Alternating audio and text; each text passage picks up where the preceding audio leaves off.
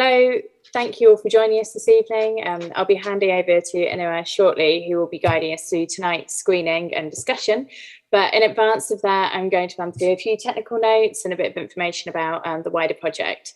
So we are running this talk in a webinar function, which means you'll only be able to see the panelists throughout the talk. You won't be able to talk to other attendees or see other attendees. If you have any questions, please put them in the Q&A box. They'll mostly be addressed at the end of the talk, but people might pick up on them as we go through. Live transcriptions are turned on, and you can select to view or hide these. We generally recommend you hide them unless you need them, because they can be a bit distracting otherwise. The event is being recorded and will be made available online at a later date. So this event is being held as part of Swirl of Words, Swirl of Worlds, a partnership project between PEER and Shoreditch Library that continues until this coming Saturday, the 14th of August. If you're around on Saturday, you can join us for the closing celebrations at PEER from 4 p.m, during which Stephen Watts will be reading a series of his own poems from his latest publication, Republic of Dogs, Republic of Birds, which is published by Prototype. Swirl of Words, Swirl of Worlds celebrates the diversity and multilingualism of Hackney and explores the relationship between language and cultural identity through the lens of poetry, language, and contemporary art. There are 3 main strands to the programme: a poetry publication consisting of 116 poems from 94 languages, each one representing a language spoken in Hackney. The poems in the book were gathered by poet, translator, and language activist Stephen Watts, and 3,000 copies are being given away for free to Hackney Library members across the borough. There's also a multimedia group exhibition at both PEER and Shoreditch Library, exploring themes of the project, and a 10-week programme of in-person and online events taking place at PEER and Shoreditch Library, online, and locations across Hoxton. Virtually all of these events are being recorded or filmed and being made available on our YouTube channel, so you can catch up there or rewatch events. Yeah, there's a really exciting programme of things that have been happening over the last 10 weeks. Before I hand over, I'm just going to quickly introduce our chair for this evening. Inua Ellams is an internationally touring poet, playwright, and performer. He's an ambassador for Ministry of Stories, and his published books of poetry include Candid Coated Unicorns and Converse All-Stars, 13 Fairy Negro Tales, The Wire-Headed Heathen, #After Hours, and The Half-God of Rainfall, an epic story in verse.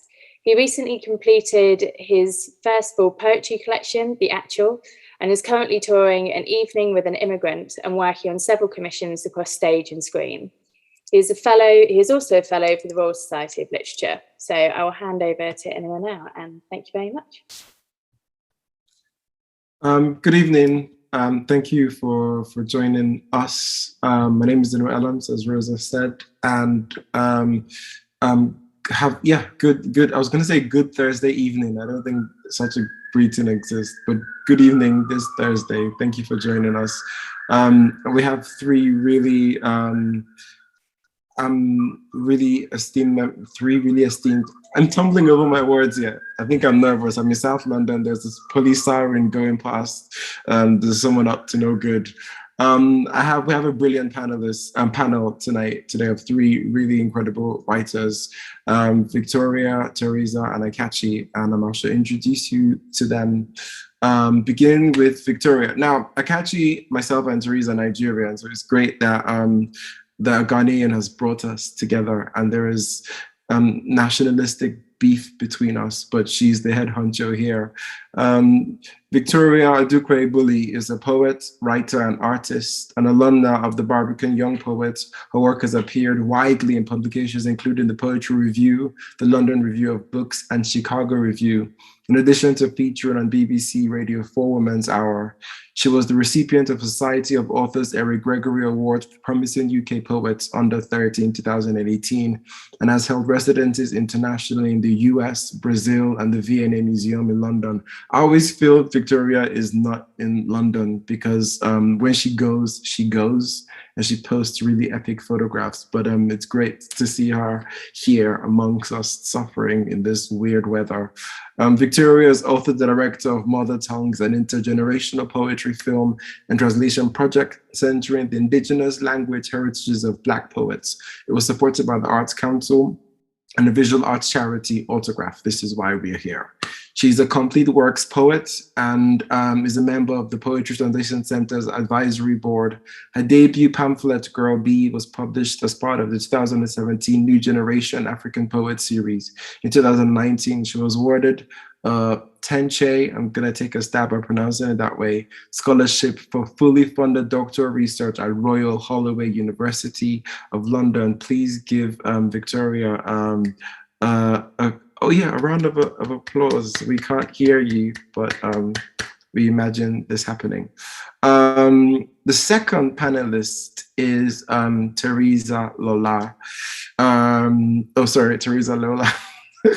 Sorry, Theresa is an old friend of mine. This is a constant meeting of we clash on this a little bit. Theresa Lola is a magnificent British-Nigerian poet. She was the joint winner of the 2018 Brunel International African Poets. She has held poetry teaching residencies at the Bethlehem Museum of the Mind and Wellcome Collection. She's currently studying from MSc in creative writing at the University of Oxford. She is the writer of an incredible collection of poetry, which I hope she'll mention and tell you a little bit when she speaks. Theresa, please can we give a round of applause to Theresa? Hola. Hey, good to see you again, old friend. And last but not the least, I'd like to introduce Akachi Mbakwe. She's a freelance journalist and musician born and raised in South London.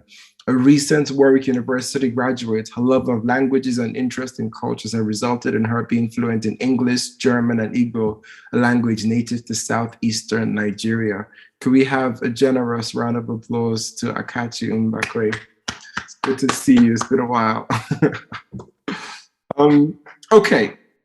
So for the next hour, we're going to be sharing 3 films specific to languages. And after each film, there will be a conversation, a Q&A between myself, the panelists. And also, I'll encourage you guys to post questions in the chat box, and I'll try and pick up and respond to some of those. Yes, without further ado, we're going to begin with the very, very first film. This is specific to the language Yoruba, which is perhaps the most widely spoken language in Nigeria. And this is the first of the 3 or 4 films we'll show this evening. Rosa, take it away. The Yoruba language is a very, very, allow you to express yourself. And like in English, there are certain words that you say, but in Yoruba, I'm not saying that it's more aggressive, but it expands the meaning a little bit more. Like, I like you, just say I like you. But in Yoruba language, it's like expresses and lays emphasis on a certain word. So I think that's what I like about Yoruba language. I like just how it bonds people together. I mean, especially when you go and visit Nigeria and you see people in the market, people who don't even know each other. The moment they both know that they can speak Yoruba, there's like this magic that happens, and you think people argue with each other, but no, they're just so happy. So it's just the way it bonds people together. That's what I love about it. I think Yoruba is poetic in a way, in the sense that, just as my mom said, like you can say one word, but when you translate it into Yoruba, there's something expressive about it. There's a whole different world that comes out of it, and which is exactly what poetry does. It takes normal English language and it gives it a whole different meaning, gives it a whole different dimension. And so in that sense, yes, Yoruba is poetic to a certain degree. Yeah, and I think I want to agree with Theresa. Like translating what she wrote in English to Yoruba, it's like I said earlier, a line of what she said it took me about 2. So it's like with Yoruba, we express whatever it is in English a lot more. So if that's been poetic, yeah. There's one I always remember, and that's a song in Yoruba addressed to motherhood. That's a mother can be likened to gold that we cannot buy in the market. So once your mother is celebrating 50, 60, or a landmark, you will see their daughters coming out to sing that song. Ìyá ni wúrà. So it's that song stuck. And also when a child is crying, there is also a song in Yoruba that we used to calm the child. I did that for her. Oh, mommy, so such songs, you remember a child is crying, there's a particular song we sing to celebrate your mom, to celebrate your dad. So yeah. Yes, I think poetry is an expression of my culture, especially now where I'm living away from, home, in a sense, Nigeria, where my culture is based.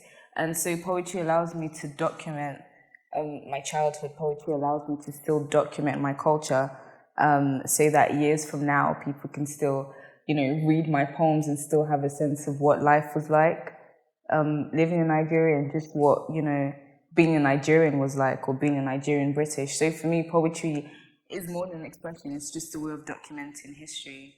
And I think that's why I love it so much, because in a poem, I'm allowed to be every version of myself. And yeah. Culture, to me, is what identifies you to your roots. And personally, that's what I'll call culture. Culture is what sets you apart, or what sets a group of people apart. What they believe in, what they... basically, culture is what sets you apart and what you identify with.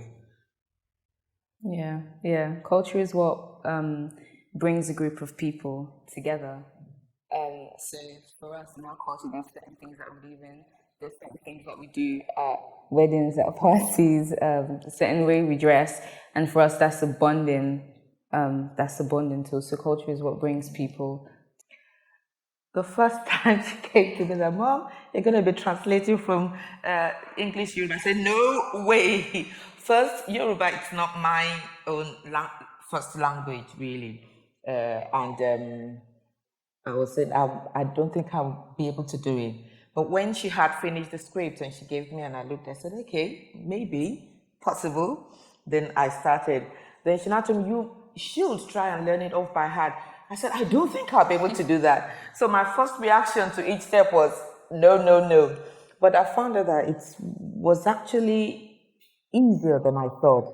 And also being able to know the meaning, like I said earlier, sometimes Yoruba brings out more in detail what she had written in English. So it was like laying emphasis on what she had said in English. So it was, looking back, I think it was interesting. Yes.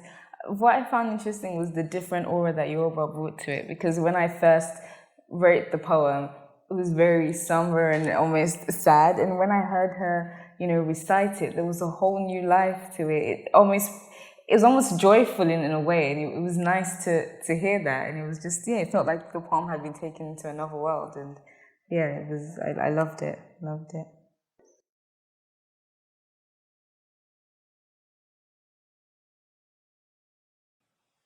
Wáìnì, ohun tó ń mú mi dúró sókè pẹ́ lálẹ́ níbẹ̀rù. Èmi sì dàbí omi, èmi sì wà lásán bí omi tí wọ́n fi dá mi. Ìyá mi ní kí n gbé ẹ̀jẹ̀ mi bí omi tó ń tàn sí wáìnì. Èmi sì ó yọ̀ nínú ìyanu bí àwọn obìnrin tó ń bẹ nídìílé mi. Mo sì rò wípé mo ní agbára láti gbé jùlọ àwọn obìnrin tó ń bẹ níwájú mi. Ṣùgbọ́n ara mi sì fẹ́lẹ́ bí garawa. Mo fẹ́rẹ̀ẹ́ jáde nínú ara mi nígbà kan. Nígbà míì, ara mi fẹ́rẹ̀ẹ́ sún mi nítorí nǹkan búburú tí mò ń rò. Ṣùgbọ́n Ọlọ́run ìyanu sì dá mi dúró. Mo sì rí ojú ìyá mi sọ̀kalẹ̀ nígbà tó dé lọ́nà iṣẹ́ sáwọn ọ̀dọ́. Ó sì mú kíláàsì wáìnì lára àkàrà. Kò sí ìyá ẹni tó dédé ṣẹlẹ̀ lójijì.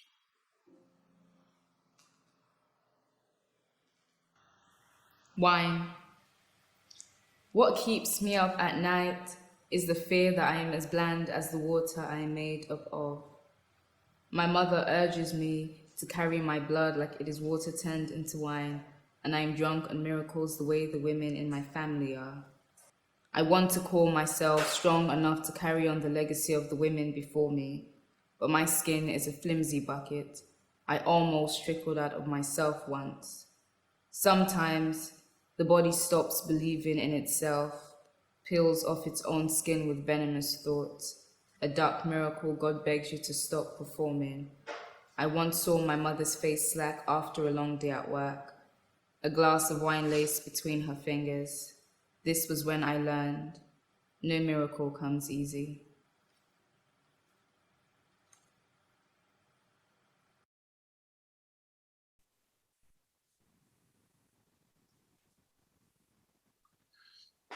Wow, that was really beautiful to watch the delicate dance between the connections of the poems in one language and the other, and trying to understand how the rhythm worked in contrast to each other. But welcome back to the panelists, Victoria, Theresa, and Akachi. And Theresa, I'm going to turn to you with some questions before we begin. Firstly, do you have some poems you'd like to share with us before I ask you some questions about this? Yeah, sure. All right, I wish I could read the Yoruba version as beautifully as my mum did, but sadly I can't. But I thought I would share that poem again, so Wine. It was weird watching that back and realizing how much our faces have changed since then. But it was such a beautiful project. And I'm so happy I got to be a part of it. This is Wine. What keeps me up at night is the fear that I am as bland as the water I am made up of. The women in my family are water turned into wine. Their lives are miracles fermented by hard work. They won't sweeten for anyone. I want to call myself strong enough to carry their baton, but my skin is a flimsy bucket.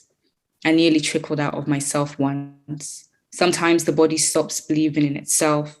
I'm learning how to spit out venomous thought. I dream that my legacy will be of one who takes good care of those I leave behind. My mother's face is slack after a long day at work, a glass of wine laced between her fingers. This is when I learn that no miracle comes easy.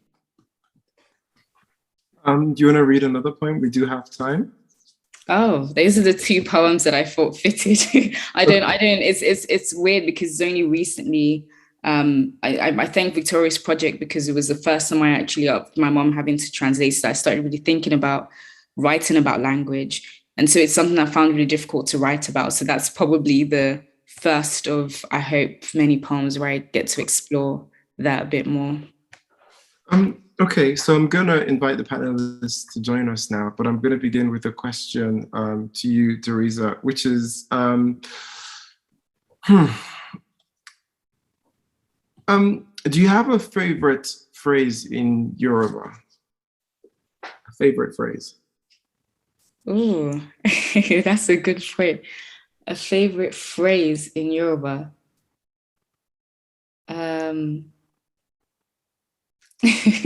This isn't from, okay, I have two, so I'm probably cheating. Okay. The first one is the one you hear like when you're growing up is Mama Foility.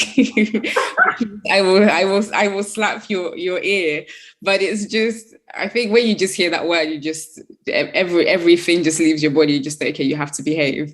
Even if your parents, because my parents they didn't speak Yoruba to me growing up, but only when they were telling me after they speak Yoruba. So I kind of remember those phrases. And the other one I would say is probably Mofe, which means I love you, which I'm probably not saying it probably, but it means I love you. And I just, whenever my parents are talking about love and they say that line, it's just something that sticks to me. It just has so much emotion, especially when you hear Yoruba say it. It's just filled with so much passion. I remember my friend, I was threatened with that on many occasions growing up in Nigeria from my parents who aren't Yoruba speakers, but mostly from my teachers in the various boarding schools and the classrooms that I went to. So it's also one of my favorite, even though it pertains to violence. It was more a threat. And the Mofe, I remember that from a Fela Kuti song, where the song is called Lover, and he's just singing to an imagined romantic partner. So thank you for those. I'm going to ask a question to the panelists now. What did anything come to your mind, come to your imagination as you watched Theresa and her mother discuss language and poetry? Anything at all? anything stood out for you? Yes, I'm Victoria. For me, like, because I've seen that video so many times and because I was there when we were filming it, like, it's just, there's a kind of richness that I feel knowing that the project is something that ages well with time. I think I wanted to create a kind of time capsule, knowing that, because I have no doubt that Theresa, Belinda, Tanya, myself, I had no doubt in my mind at that time that we were going to continue writing, creating things, like being artists. I just knew that that would be what we were going to do. So I thought, you know, wouldn't it be so nice if we have this one archival creation with our mothers, you know, just to remember and just to look back on. And so for me, watching it now, really 4 years later, it just feels really nice. Yeah. Thank you. Akachi, anything?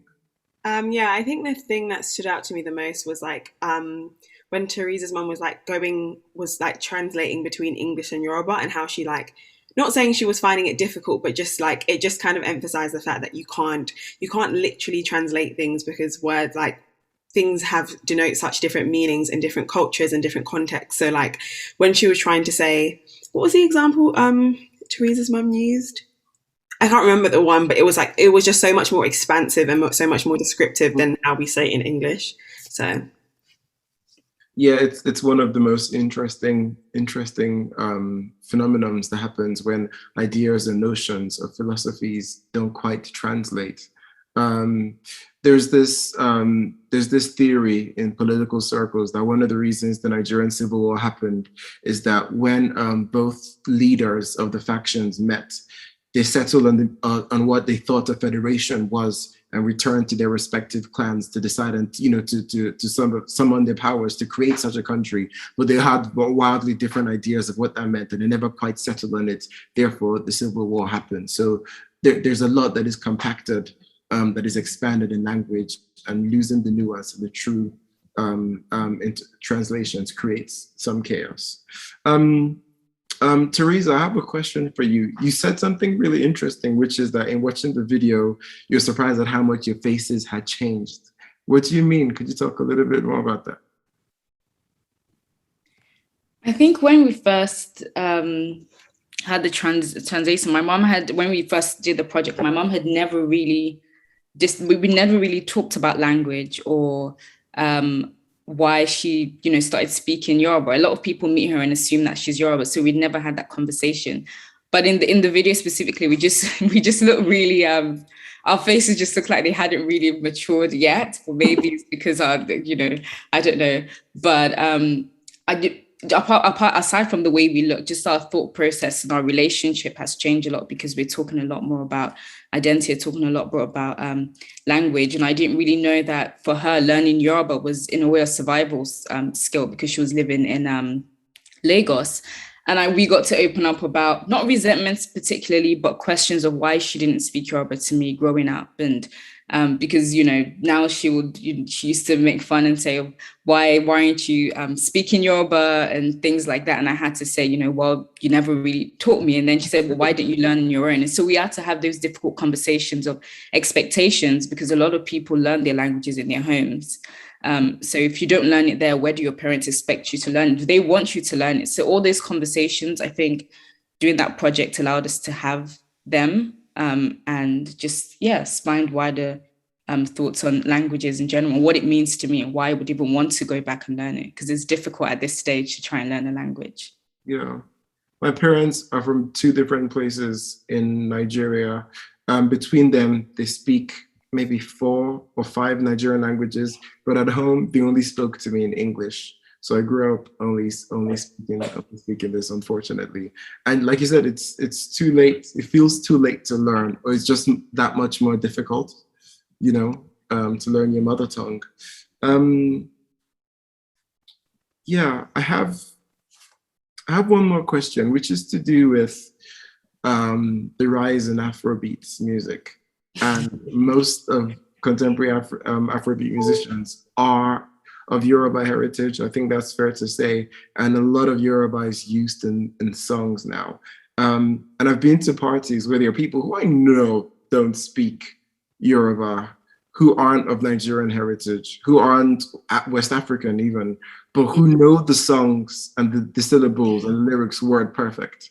And it baffles me because I feel protective over it, even though I don't even understand it myself. So I was just wondering how you feel sometimes if you've been in those circles where songs are being sung and you know those singing have no clue what they're singing. Does it make you feel in any way, shape, or form?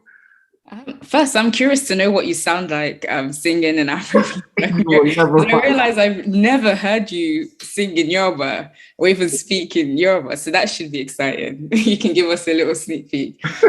I love it. I personally love it. I think that, I don't think it's about, I mean, I sing songs in other languages and I don't necessarily understand what you're saying, but I think it's great in terms of just, I don't want to say making Yoruba cool because Yoruba is widely known. I would love to see other songs in other Nigerian languages, to be honest.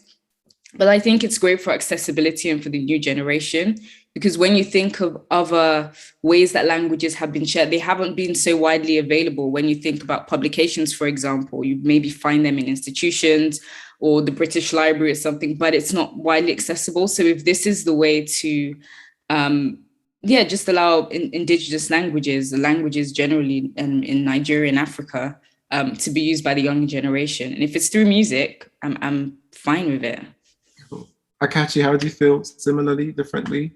A little bit more protective? Anything? I think I would be protective in like other aspects. I saw a video floating of Justin Bieber like doing an Afrobeat song and I was really confused today. So I think I get protective in that regard.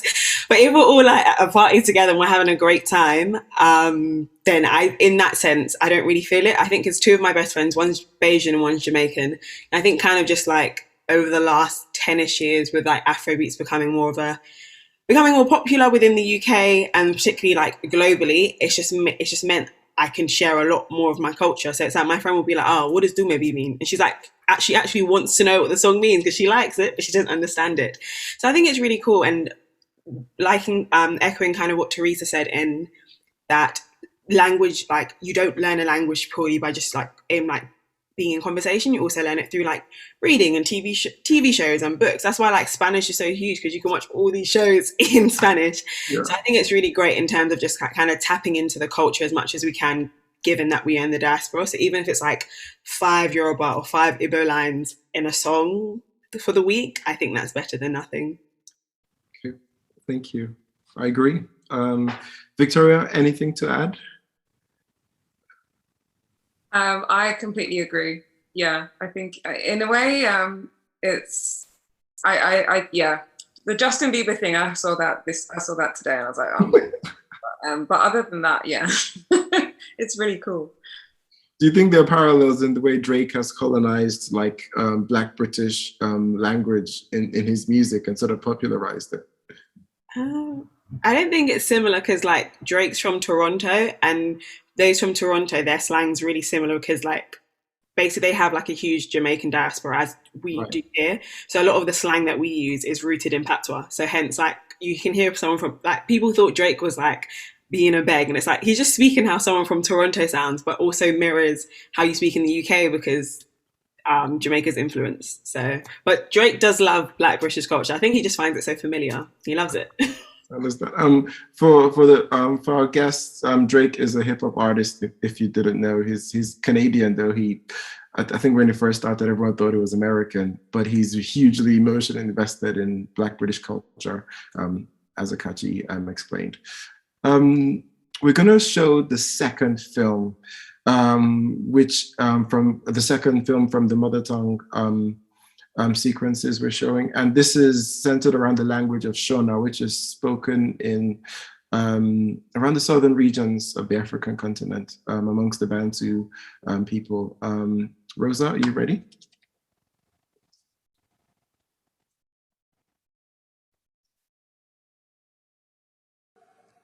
Yes. You have so many, don't you? Yeah, so many. One was like brimming. Which one is your favorite? Like mother, like daughter. I was like, Shona, I was like, Shona. You know Shona? Yeah.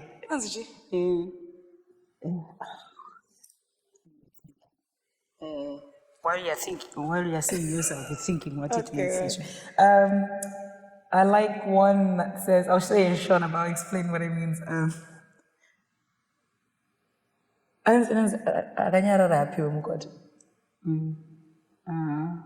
Look fun. I like that one. You remember? I can't remember at the moment. I like poetry because it's part of what happens when we are growing up. Because when you learn to speak, you learn sounds and voices. And in poetry, it's like sounds. It plays and rhythm plays a bigger part. And when I was growing up, I liked to recite poems, and I also like to recite games and verses. And I joined the choir, so it all came together. And when I was on my gap year, I had time to go out and listen to the nature, birds singing, sounds from aeroplanes and rivers. So I could relate these sounds to music and to what I was doing. And when I started teaching, I also used the same sounds to teach my students to speak English and to know about language, because our language is similar to English. And the way you teach English is the way English language is the way you teach Shona language. I think the one thing I'll keep saying, I've been saying, especially for the past few months, it's standing out a lot to me. It's like such a euphemistic language. Like people, the way they talk to each other, actually throw a lot of shade, and they're quite like, but they're not straightforward. They just know how to. There is an art to speaking Shona, I think, that allows you to not say what you mean without actually being harsh. With being, you're quite like, you kind of cushion it a bit. And I find that really poetic, because I think poetry can shroud things in so many things. You could be saying something, but like the words are saying something totally different.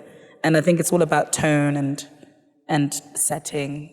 And then that kind of defines whether that person's actually being rude or if they're being firm, or as opposed to the actual words themselves. I think it's very important because for a lot of us, our languages are also like part of the history, like the history of where we come from, because not all of it is written down. It's in song, it's in stories, tales, whatever, and they're all in Shona, or let's say whatever language that person speaks. And I feel like obviously you take away how people speak, then it really takes away a lot to do with the history and the culture. And I just think language is just so incredibly important. I think it's very important as well, because some people have approached me to teach their children Shona language. Then I just give them advice to say they should keep speaking, because children have an ability to learn a lot of languages. So they think if they speak 2 languages, they can't speak English, or it will disturb them at school. But what I know is, children can learn so much, so many languages. I know one child who can speak more than 4 languages, and they can read and write it. So they've started speaking in Shona with their children at home. And Belinda and her siblings thanked me when they went to Zim, or when they visit their African friends, they come back and say, thank you for speaking the language, because we can hear what they are saying and we can also join the conversation.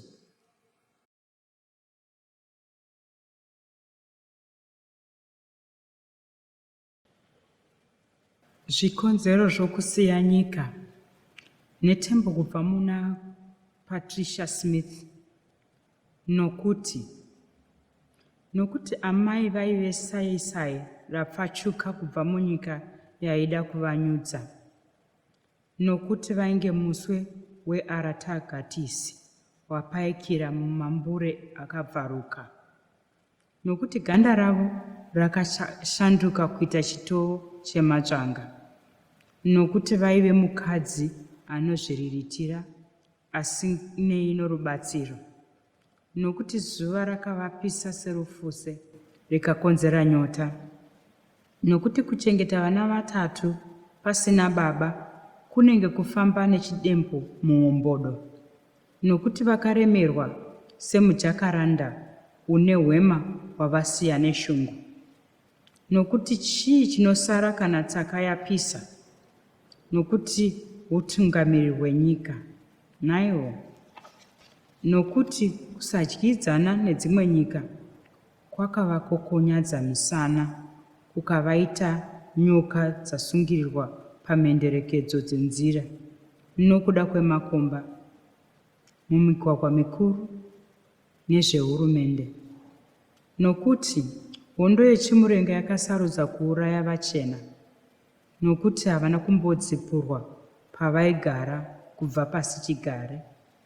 Kupenya kwezuva kusingaperi hakuzi chinhu kana munhu aine nzara, nokuti vaisaziva kuti zuva rinovira nenguva dzenhanhatu, nokuti vaisaziva kuti umambo hwavo ingano, asi kuti utongi hwaiveko, nokuti makore maviri akavaita mwene kuvana vavo, nokuti vakatanga kukoka dangwe ravo, nokuti nzeve dzangu dzainzwa kazevezeve keoneko uye uchokochoko neungwerengwere hwemavhiri emabheki, nokuti izwi remushamararikadzi wechishona aive negodzanzwi akashedzera kekupedzisira nenguva dzesere nechidimbu. Reasons for leaving home after Patricia Smith's Because Mom was a wave that flashed out of a country we tried to drown her. Because she was identities till stuck to her. Because her skin had turned into canvas of roses. Because she was an independent woman who needed no help. Because the sun had become so hot, like the soil she felt herself dry up. Because 3 kids without a man around were walking around with a dead fish in her past. Because each blue jacaranda held a tinge of lilac that left her heavy with longing. Because what else is left when the heat rises in the kitchen? Because Mugabe in it. Because sanctions bowed people's backs, made them snakes roped around street corners, lips cracked, skins blacker, waiting to buy 2 loaves of bread. Because to be a teacher was to be an enemy of the state. Because of potholes in Parliament and the main roads. Because war veterans decided to kill white farmers. Because these same white people had never learned displacement, even from the generations of field hands whose hands the land once sat in. Eternal sunshine is nothing with no food in your stomach. Because she didn't know that the sun could set before 6 p.m. Because she didn't know that the kingdom was a myth, that only the empire exists. Because she never thought 2 years would turn her a stranger to her own children. Because she sent for her firstborn. Because all my ears could hear was goodbye murmurs and the choppy rattles of suitcase wheels on airport tiles. Because a Shona woman's voice drifted from the tannoy. Because she said, final call for the 2030 hours flight to.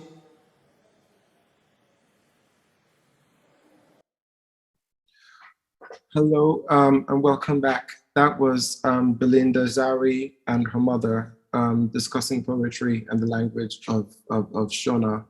Belinda isn't with us tonight, but I really hope you enjoyed her poem and the the sort of the melancholy and how meditative it was, the way her voice sort of paints this, creates this impressionistic mood of this mother figure. To my panelists, I wanted to ask, before we come to Akachi to read some poems, I wanted to ask if you have any favorite lines from the poems, any specific images that stood out to you, or any recollections, any responses to the poem at all. Probably my favorite line is the line that goes, because her skin had turned into a canvas with bruises. And it just, I think, reminded me of my mother as well, and just thinking about the intentionality when you choose to leave home, and everything is done with intention, what you choose to keep from home, what you choose to shed. And say that line I just particularly loved. But I also love Belinda's mom talking about her role as a teacher as well. And you could just hear her passion. And when parents ask her about their children learning other languages, and she encourages them to, not be afraid to learn another language and to constantly speak it, because it's not a language you just put in your back pocket. It's something to use to engage with people. So I enjoyed hearing her talk about her job as well. Thanks, Theresa. Victoria? Yeah, I really and I like this one since the first time I heard that poem. I've always liked the simplicity of where Belinda says, because Mugabe in it.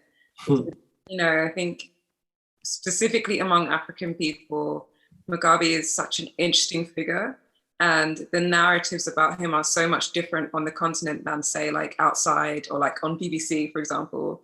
And not to say anything like he's a hero or he's a demon, but it's just super interesting. And I love the way Belinda kind of alludes to that, but just says Mugabe in it, to say we're not going to go there, but Mugabe in a way. I just thought it was really well handled, the way she wrote that into the narrative of her mom's choice to leave Zimbabwe. To take your point, I only really discovered that when I was in South Africa, when Nelson Mandela had died, and there was this huge funeral for him, where all the world's leaders came, all those who hated Mandela when he was in prison, hated him, his release, and converted over the years as the myth of his statesmanship began to grow. But of all the leaders, I'm talking everyone from Bill Clinton to the Nigerian president, the person who got the loudest cheer, even louder than the South African president, was Mugabe when he walked in. And I began to think there's something I've completely missed in this man's story. Akachi, did anything stand out to you from the poem? Any favorite lines? I think that just the whole theme of leaving somewhere and going somewhere foreign, because I often think of my parents and my grandparents and my great uncles and aunties moving here, and I just think it sounds so Gen Z of me to be there wasn't even social media, but genuinely I just can't fathom the fact that they moved and they just knew no one, and they couldn't even figure out at least now with the internet and social media, you can find, if you're moving to a new city, you can be where's the best place to grab this type of food or get this type of drink. They couldn't even do that. They just came and just had to figure it out. So I think that was the whole theme for me. Just, you guys actually just came to this country you didn't know and said, okay, we're going to try and have a better life. Yeah, thank you. My favorite line was where she said something a woman with 3 children is walking around with a dead fish in your purse, which was just so stark an image. And it's a poem in itself, that whole line. I like a whole book which just explores that relationship. Akachi, do you have some poems for us? I believe you do. Yeah, so I have 2. So I'm going to read the Igbo first, and then I'll read the English after. Okay, cool. So this one is called Charmist, and so I'll start with the Igbo and then I'll do the English after.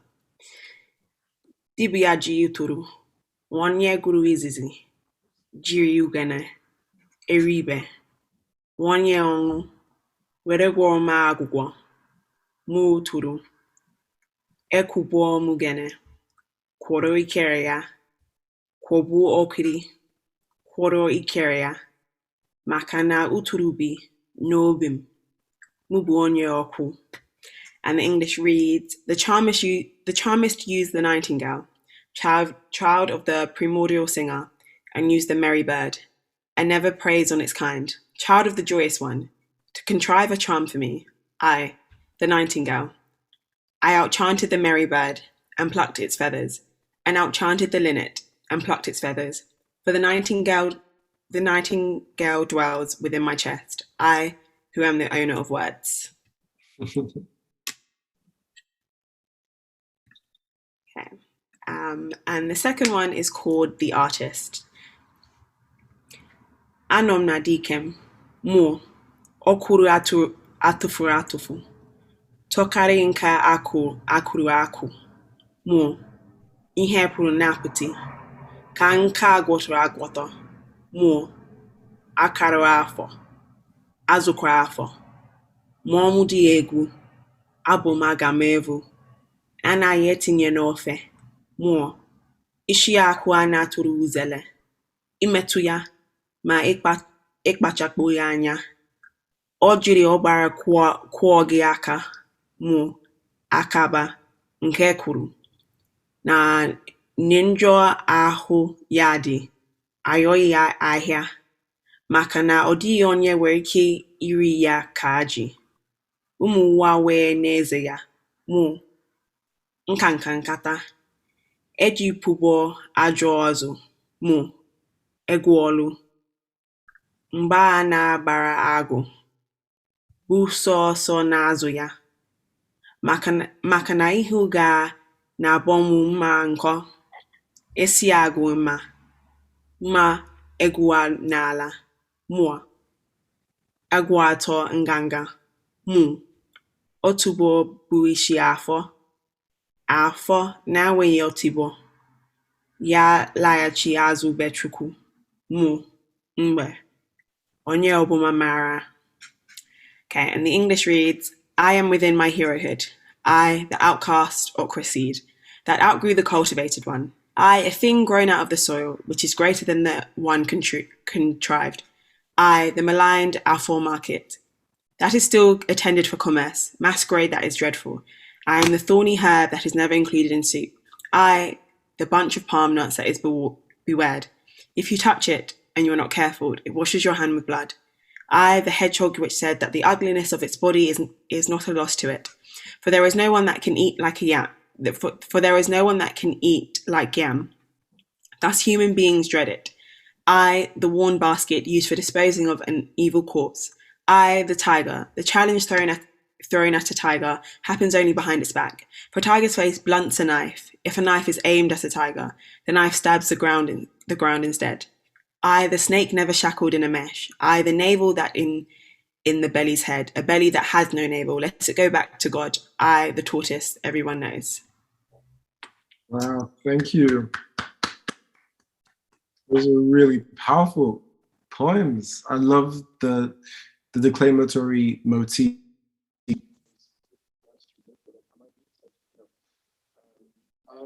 So thank you so much for those, Akachi.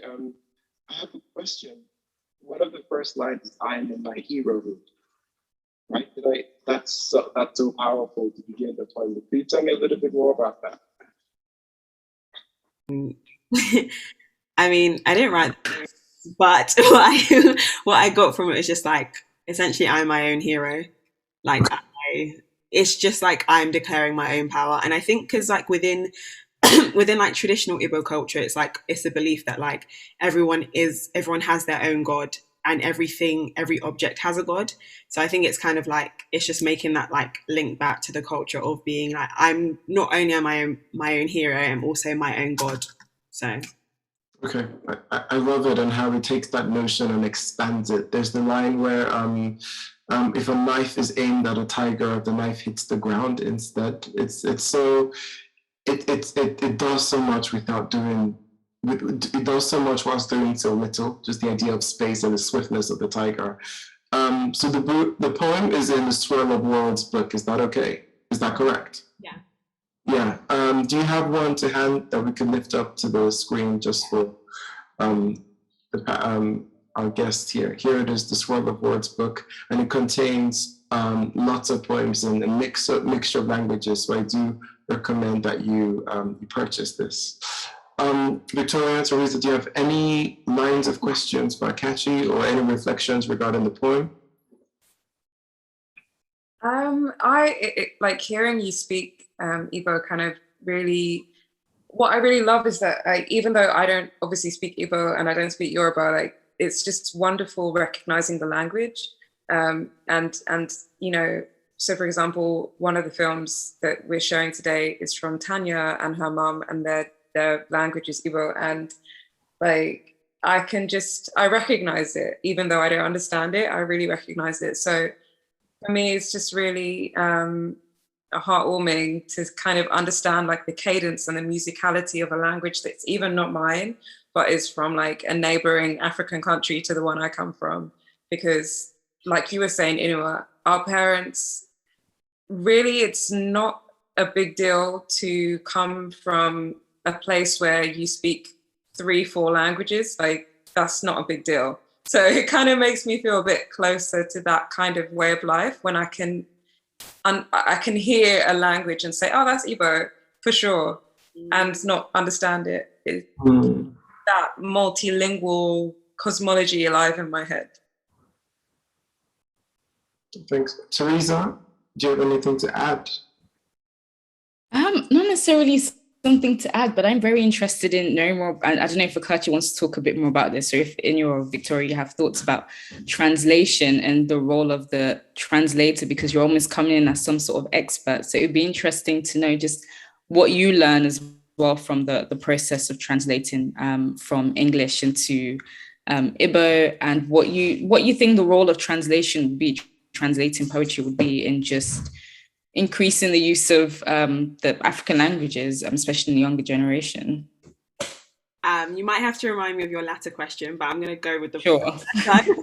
How I found translating Igbo to English. I actually found it really easy because I did German at university and I absolutely hated translation until like literally the last term of my uni experience, because I think that's when I realized my brain could actually figure out how it needed to be translated. But I guess with Igbo, because I grew up most of the time, it wasn't until I was like 15 that I made a decision to like be like, I'm going to speak it all the time to my parents. So I was always kind of like translating anyway. And I guess like, because it's not like my first language as such, I think I'm always kind of in like a fast pace of translating. So even today, what did I say? So I learnt the word for motivational speaker, and it's basically translates to, because there's not like a particular word to like motivate. We say like, oh, to lift one's spirit. So that's like, I'm learning. So within the language, I have to figure out, okay, cool.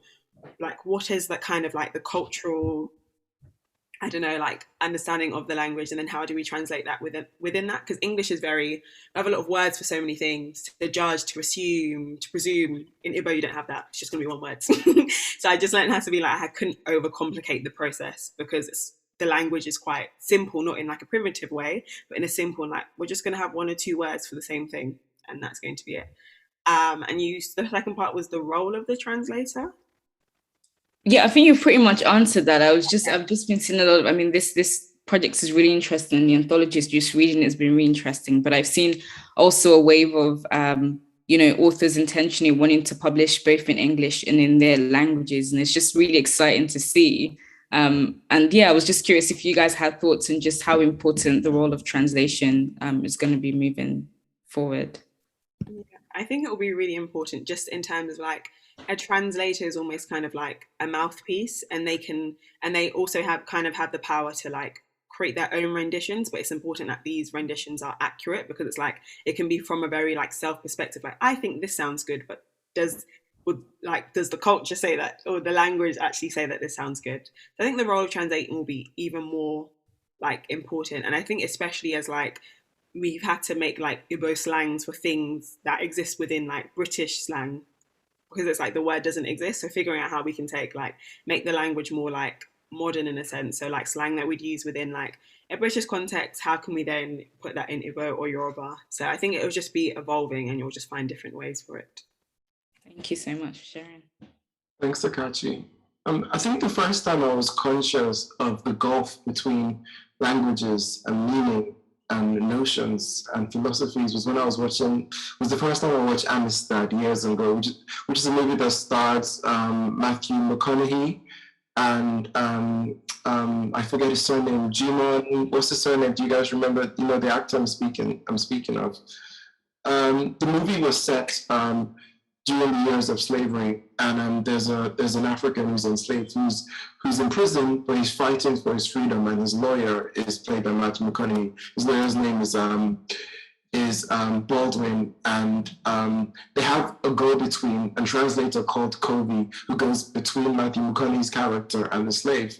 And there's this little bit of conversation which I copied down, and I've tried to write poems around it, and I've failed, but I'll succeed at some point. Baldwin says, he says this sentence, "I said it, but what I should have said." And he asks Kobe to translate this, and Kobe says, "I can't translate that." Baldwin, "You can't translate what?" Kobe, "I can't translate should." Baldwin, "There's no Mende word for should." Kobe, "No, either you do something or you don't." Which speaks so much about the power of English, and perhaps the duplicitousness it allowed colonial masters to use in dealing with the people who were colonized or the slaves who were stolen. And that was the first time I thought there's a lot here. And when I think about English and how a lot of the population of West Africa we're taught English with the Bible, I can sort of see how it must have felt like to be taught a different set of belief in a language which sort of rewrote your own cultural beliefs and your own languages. And that was the first time I really thought about the power of translation and of language and of getting it right, and how much can be taken from or given to people if it's weaponized or if it's used charitably. But ever since then, I sit on the board of Poetry Translation Center in the UK here in London because I'm interested in this conversation.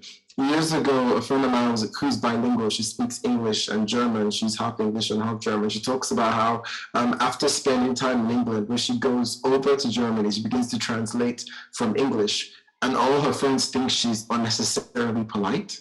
And after spending lots of time in Germany, coming back, her English friend thinks she's unnecessarily abrupt because of how the languages sort of work. And so I think the role of translators are really, really important, especially going forward in a more global and interconnected world here.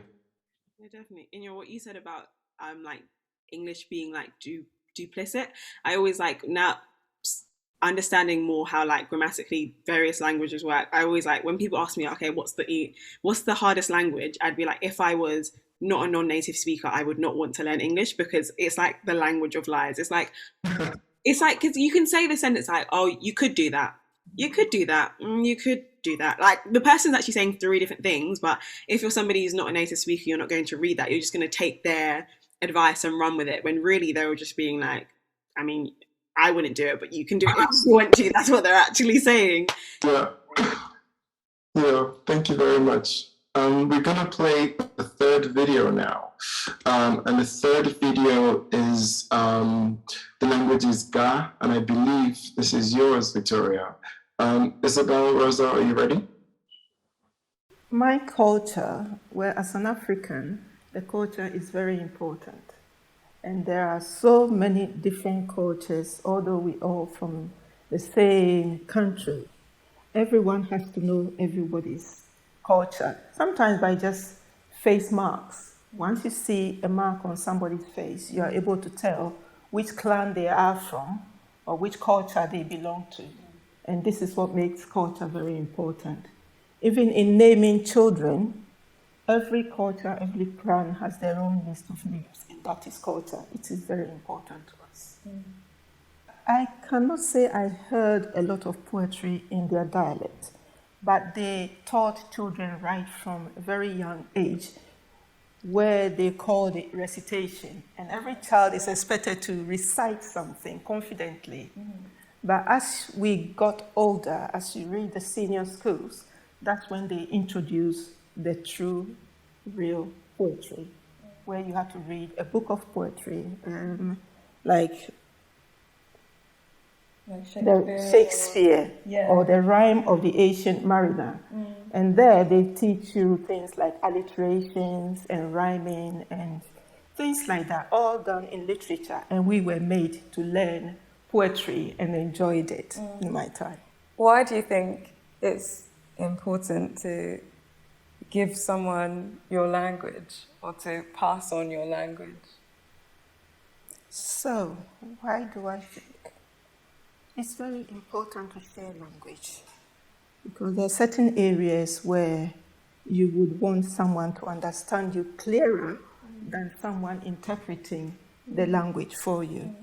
So it's very important to know your own language and to share it. It can also get you out of trouble.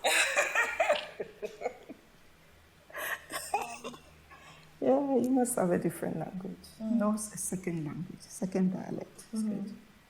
My favorite one, which I think really makes a lot of sense, is you need to grow your nails so you can scratch yourself.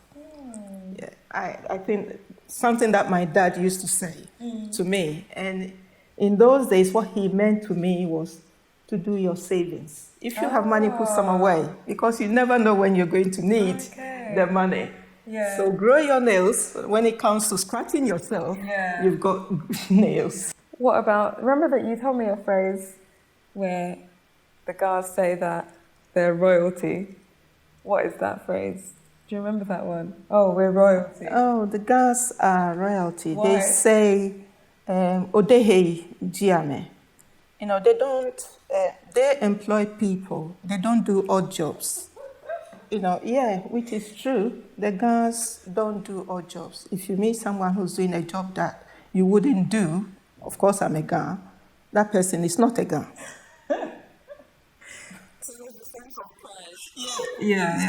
what they have. Which is very funny. But they don't mind if they're poor. They will be poor and proud. In my poem, the one that you translated for me, I talk about grandma, and you've always shown me videos of grandma singing songs. Right. Where does she get those songs from? Grandma used to be a soloist. Yeah, in the choir that she attended. She had a very beautiful voice. Yeah. But now at the age of 96, when she sang, she tells herself that, well, my voice is even not what it used to be. And it's, you know, it's nice. She loves singing. She loves singing. And she was willing to sing for you on the day that I was actually coming back. But she sat on the bed, she said, I haven't sung yet. I said, I haven't got time. I must sing. I said, no, I don't have the time. I must do this first. And then I said, have you finished? I said, yes. Can I sing? And I said, okay then. But cover yourself a bit. And then she said, oh, are you recording as well? I said, yes, you are on camera. So that's how it was recorded. When I was younger, I always used to write stories, didn't I? Yes, of course you did. And I didn't write poems, but I think that as time goes by, I was interested in the way writing looks on a page. So not just going across, but different ways of expressing an idea in a very concise way. Because I think I enjoy reading novels, but I also enjoy having something more compact. And I think also having a poem allows you to memorize something a bit more easily than if you have to read a whole book. And also to express what's on your mind as well. Yeah. One of my lecturers, or I say masters at school, did define poetry as a spontaneous overflow of powerful feeling. So as the words come to you, as the story unfolds, you got to put it down, and that becomes poetry, which is very nice.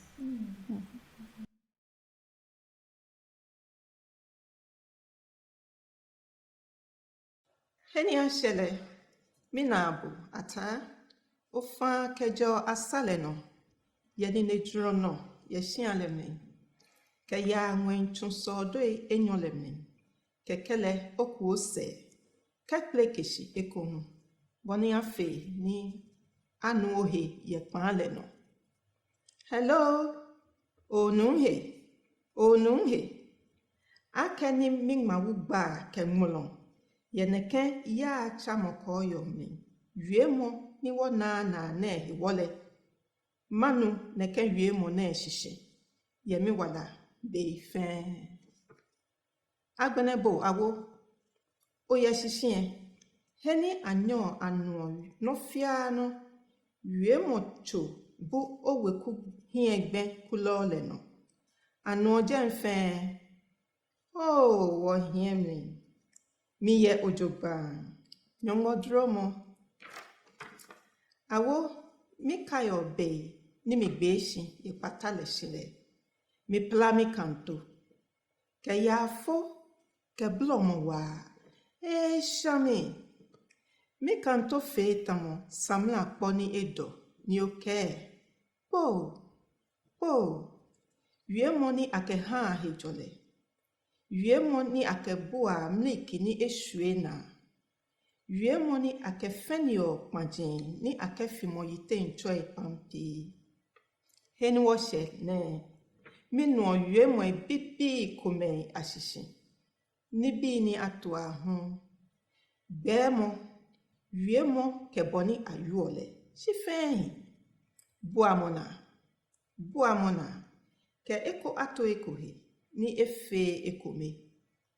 Ni oketo ojogba. Ye oyucho ke osunde shishi. Tamoboni mankpa ke ishikato o. Aleno eba nyale. Aleno bekule eba fa. So far, what I have is you, Dad, migrating from sitting room, bottom right-hand side of the house, 2 floors skywards to the loft, then back earthbound to catch signal. Hello, Onui, can you hear me? And though my sides split and leak laughs onto the internet at this telecom farce, I will know what that phrase means for what's left of my life. And then you, Mum, downstairs, with a more local transmission, phone warm at your cheeks, clan marks, now transmitters breathing, oh, Wayemi, I am well, God is good, or you, Mum, with me on the floor of the kitchen, my kneecap a bar of soap ablaze, my mouth a chimney of howl, and your po, conjured to end pain, unspill milk, or unspool thread tied too tautly around a bale of braided hair. So far, my menagerie of terms is small fragment, speck, found object, sound, word, and phonic, but I keep it. Collect, collate, and conceal it under head and pillow, just as Grandma caches money, in case she one day needs it, in case it one day grows. Thank you so much for that wonderful poem, Victoria, and for meeting your mother. Thank you so much. To begin with, do you have any poems to read for us? Anything to share?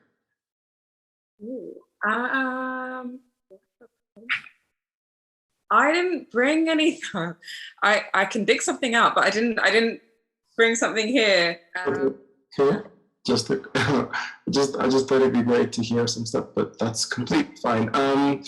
I want you, my first question before I invite a panelist is to do with the line, I will know what that phrase means for the rest, for what's left of my life. I think that's the line. It's so beautiful and powerful. Could you expand on that a little bit? So like that poem is very much about the things that we overhear just without knowing a language. So like for me, growing up in my house, I too was not spoken to in Ga by my parents. They spoke to us in English. So what I know of Ga, even to this day, is very much what I've overheard between them speaking to each other, or like them speaking on the phone. And so like this poem is very much about my dad going up and down the stairs saying, "Can you hear me?" to one of his sisters in Ga. And I actually didn't know what that meant until I realized, oh, he must be asking her if she can hear him, because he's constantly moving around the house saying this thing. And so for me, I think sometimes language is not, it's not even something that is given to us deliberately or taught to us deliberately. Sometimes it's like language is accidental learning. And I think that, you know, it's true, I'll never not know what that means. It will always be there just by this accident. Yeah. Language, like you said, is accidental learning. It can be so situational, so contextual, you know, where out of context it just means something else. I was with a poet and a friend to all of us, Lee Parks, when I was researching a play in Accra years and years ago, and he was explaining about his language, which I don't think it's Ga. I think he speaks Tree. He speaks Ga. He talked about how the words for color used in Accra where he lived, and how it's just used transactionally on everyday conversation in Accra. You know, hand me that brown envelope. But when he goes back to his village, to his ancestral lands, and speak it, it is specific to the type of soil, to the color. And I'd never considered just how geopolitical language could be in that sense, not just from the country, but to the very part, and that it takes on different resonances where it's spoken. Do you find parallels, other examples of that in Ga? Yeah, exactly, completely. Like there are, so I was recently taking some Ga lessons, and I'm going to start again. And I really love the fact that with so many, and this is not just African languages, I think this is very common with indigenous languages, as opposed to languages that have kind of been colonial, such as like English, Spanish, Latin. Like, when we have a color, the color is not an abstract thing. The color relates to a thing. So one example that we do have in English is orange. So the color orange, very much in Spanish, like there's, to say in Portuguese rather, to say orange, you don't just say orange or like orange, like in French. You say cor de laranja, so color of the orange fruit, color of that. So in Ga, you also have like red is kind of referring to a color of like a certain ripeness of banana or plantain. Like it's very specific to an item. It's not just an abstract thing. Green is like a leaf. So it's really fascinating to me, because that says to me that there are so many languages that are rooted to the earth. They're not just something that happens in the head. They're real things that we're talking about, not just ideas. Thank you, Victoria. I'm hearing that there may be some issues with my microphone. Can you hear me okay? Yeah. Okay, perhaps it's just bleeding through. Theresa, am I coming across? Am I clear? Akachi, am I okay? Yeah, you're clear, but it's just like a vibration. But I don't think that's something on your end that can be fixed. Okay, I haven't moved since we started, so I'm not sure. But yeah, let's blame Zoom. It's just a little sort of like a carry on. Okay, we're reaching the end of the event right now. We have about 15 minutes left. And I wondered if you panelists, the other panelists have questions for Victoria, also about the poem, the relationship with her mother, and what she said about language in Ghana. I like the thing you said about colour, relating to not being like an abstract thing, but relating to something, because in Igbo, the word for like white is also the word for like clean or pure or like invisible. You can use it like for so many different contexts. You can use it to describe like white people as well. It's like a whole range of things. I was wondering, how are you finding learning Ga? Because you said that you're doing lessons right now and your parents didn't really speak it to you. So how are you kind of finding, are you finding that it's like there are certain things you know, so like a bit of receptive bilingualism, or is it kind of just like straight from like scratch? It's very much from scratch, and so it's kind of like I'm doing it because I think it's the right thing to do, not because not because I know I'll be fluent, but I'm doing it because it gives me joy to know that I'm doing it, because every time, if I continue, I will always be the best I've ever been. But it's also kind of like, it's very frustrating because it's different. Like, tonal languages, like I recently discovered that there are no tonal European languages. What do I mean by that? So a tonal language is, so for example, in Ga you have like, if you think of the word wo, like W and then a kind of O sound, wo is one thing, wo is another thing, wo is another thing. That's nuts to me. We don't live in English like that. Look is look is look. Look is look. Do you know what I mean? But it really makes me think about how people relate to each other if you have to sing a language rather than just speak it. Honestly, I just think I'd love to study it, because I just, where do you even start with that? Yeah, I remember hearing something similar about Yoruba, how because it's so tonal that it's the closest language in terms of power, in terms of the variety of tonality is Japanese. It's just so heavily inflected, which is really interesting. I know the word Ogun, for instance, can be pronounced in 8 different ways, which is a word in Yoruba culture. It's also the god of iron. It's also the number 20. It means various things. And tone is really important, and I can see how the tonality of Yoruba led to the talking drum, which was used as a communication device and preceded things like Morse code, etc. Theresa, is there any questions you have for Victoria? Sorry. I just really enjoyed hearing Victoria's poem, and probably the line that stood out to me, and as simple as it sounds, is the line where she says, "Hello, hello, can you hear me?" And I loved it because at the end of the day, that's what language is. We want to be heard, we want to hear others. And if we're not talking about languages, if we're not using languages, then it doesn't exist. It becomes, endangered. So I just love the simplicity of that line. And it just got me thinking about, languages in general. And probably the question I would like to ask is, I don't know, now that you're learning Ga, do you think that you're going to want to start writing in Ga? And I know it's probably early days to think about that, but do you think that's something that you might be interested in at some point? And are you reading in Ga? Are you watching films in Ga? Like, what are kind of your techniques so far? To me, like, if I could, honestly, it would be such a dream to be able to write in Ga. I've always been better at reading a language than hearing it and understanding it, purely because I'm good with sounds according to what's on the page. So reading a language has always been easier. For example, I lived in Portugal for a year, and to this day, I can probably still read Portuguese, but hearing it is a different story. But with Ga, I don't have any Ga films. I haven't really found like a Ga radio station. So a lot of my work is with picture books.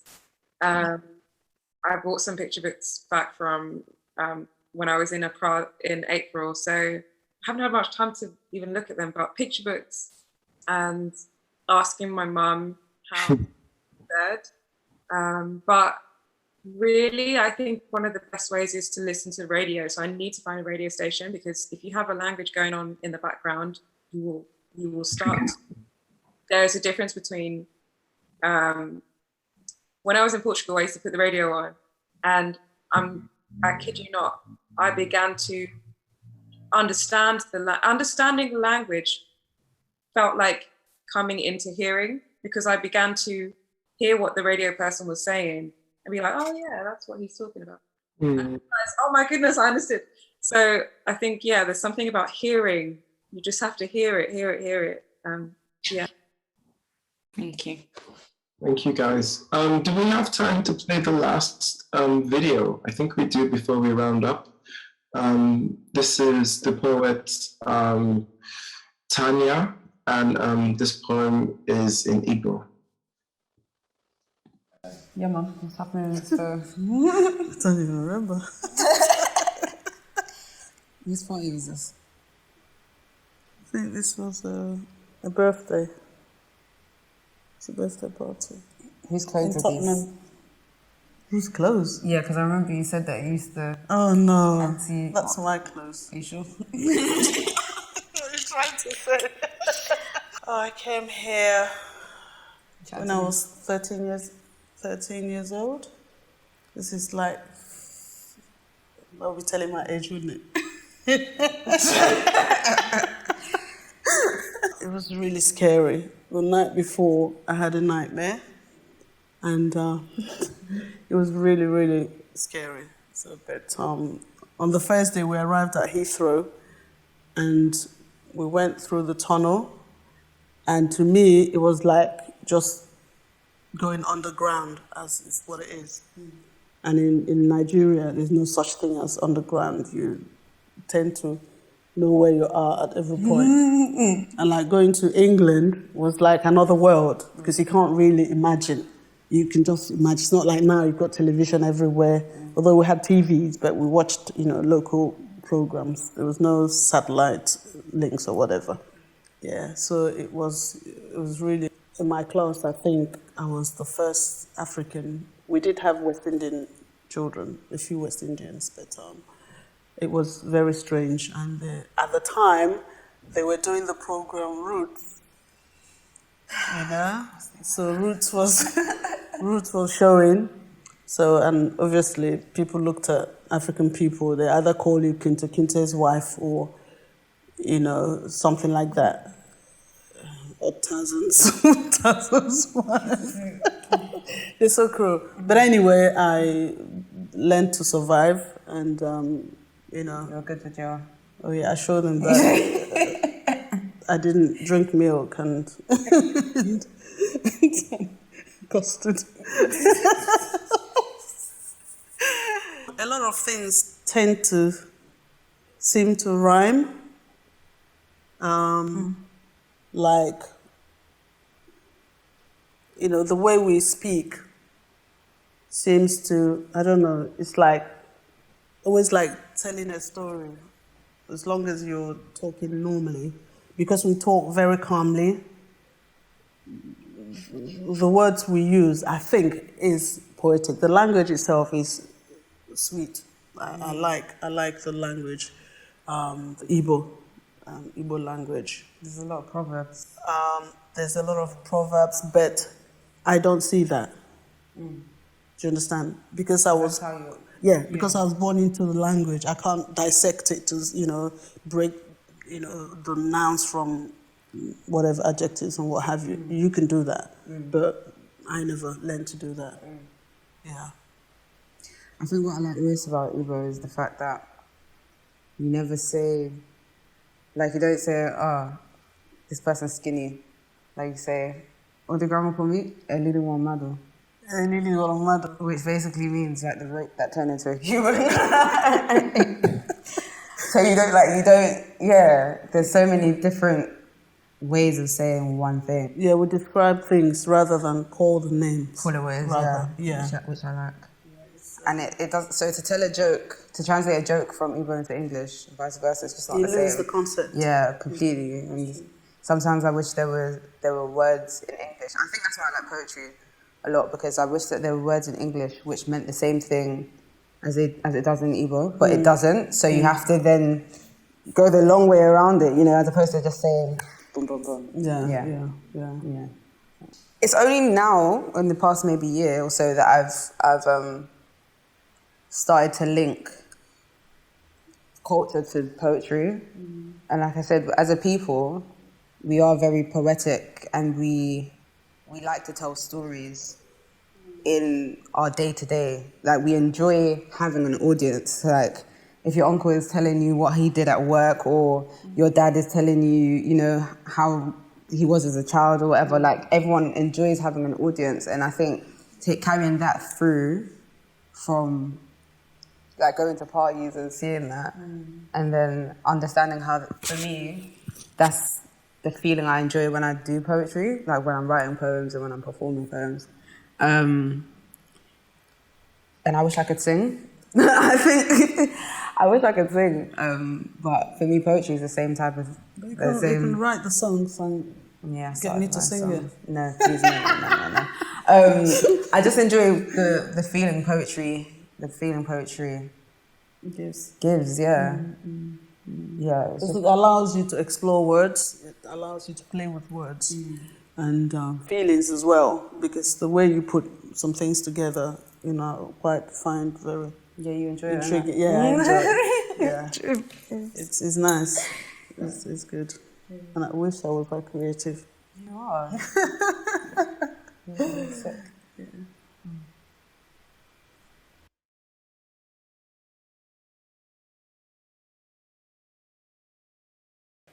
Afegidoka na-abụ ozugbo ị na-atụ onwe gị ụta maka na ịkwara akwa ebe ọ dị ọnụ ala. Anti ga-ekedo gị ịchafụ isi, kesie enyi ike ka ọ na-ekedo ụgbọ mmiri n'akụkụ osimiri. Ozugbo nje, ife ọbụla ịfọ a na-agbazi gị ịbụọ n'anya. Sket ọdụ azụ gị adịzie gị ka elili ekedoro n'ikpere. Akpụkpọ ụkwụ gị pịla ọnụ ka ntu ịnọ n'elu ya. Mere dịka onye Nevi mmanya na-egbu na-eje ije n'elu osisi. Ọ bụrụ na echiche niile ndị Bela Niger bụ maka Nevi, anti enegi anya, gbanye aka n'ukwu, gbaruo iko, mie ọnụ ka ihe nya asị na inyipụrụ akwa inyi. Ebee ka iyeri ntị gị dị? N'ezie, ewerega okpueze ọhụrụ gị a, ma ọ bụ aka ọnụ inyi na-adọbisi ntutu gị n'onu. Ihe ka mkpa bụ iyeri gị. Ụmụ nwoke ga-eche na gị onwe gị bụ nwoke. A sị na ọ dị mfe na iwepụ iyeri ntị na ihe olu inyi iwelu ugwu. Dịka oge a chụbara ụmụ nwanyị niile na mbara Chioma ka atụrụ. Dịka mmanwụ si agbagharị n'obodo, ụkwụ ha atụ zamzam na ụdị ịgba na-akụ, ha na-emegharị unu egwu. Dịka ụmụ nwoke figharịghị aka n'ahụ niile, wee jụọ gị ihe mere unu ji eti mkpu. Dịka a ga-asị mgbe ọ sị ka o kwee gị n'aka na ọ dalụ iwu nsọ ya niile. Oge ọzọ iyeri adịrọ gị na ntị, kpọọ ya bros, kwee ya n'aka n'ụzọ omenala Igbo. Ụmụ nwoke, ọ bụrụ na ihe dị mfe otu a, ị na-alụ anti gị iyeri tụnye na ntị, ọ na-efegharị ka pendulum, welu chebe oge ị ga-aṅụ nwanyị.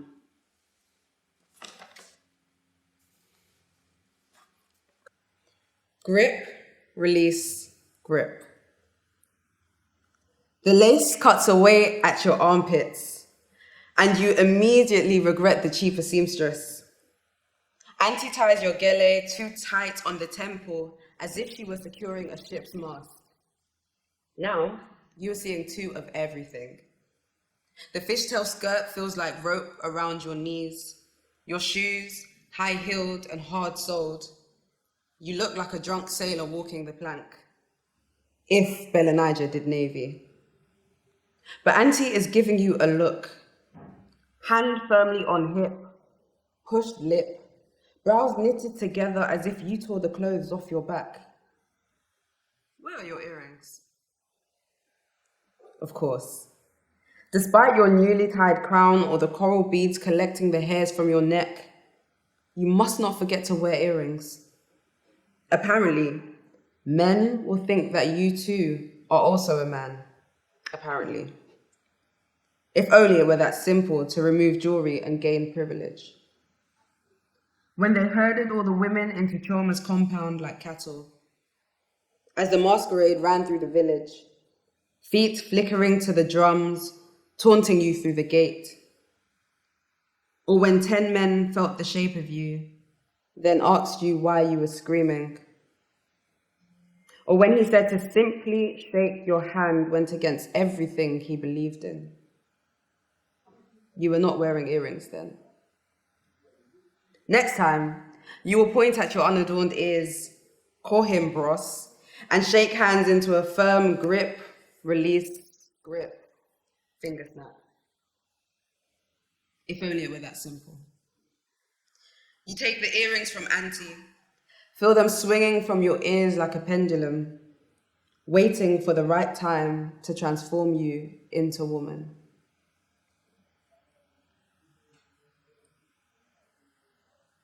That was really lovely. To round off, Akachi, because you're an Igbo speaker, I just wondered if you could comment on the translation between the poems read by Tanya's mother and by Tanya herself. What do you think? Did they do a good job? Yeah, the translation was really good. It was actually really good. I think poetry is quite difficult to understand because it's just so much more expressive and less direct. But no, when I listened to it the first time in Igbo, I was like, okay, cool. I feel like I get what this is about. And then when I heard the English, I was like, oh, this makes sense. Okay. Very good. Well, thank you so much for joining us, guys. In reverse order, I'd really like to thank the panelists, Victoria, Theresa, and Akachi for sharing their poems, their presences, their insights, their wisdoms, and their knowledges with us today. I'd like to thank Isabel and Rosa for putting the event together.